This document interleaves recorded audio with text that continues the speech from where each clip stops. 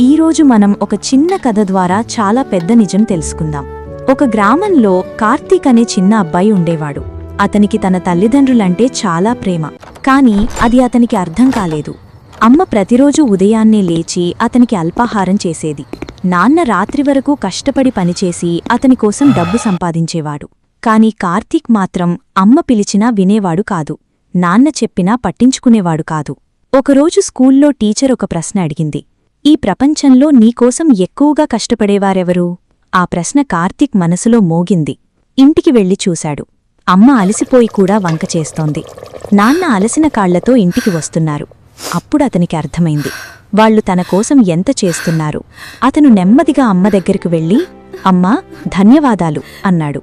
నాన్నను చూసి, నాన్నా, మీరే నా హీరో అన్నాడు. ఆ రోజునుంచి కార్తీక్ మారిపోయాడు. తల్లిదండ్రుల మాట వినేవాడు, గౌరవించేవాడు, ప్రేమించేవాడు.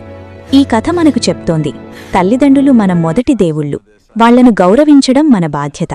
మీకు ఈ కథ నచ్చితే దయచేసి లైక్ చేయండి మరియు సబ్స్క్రైబ్ చేయండి.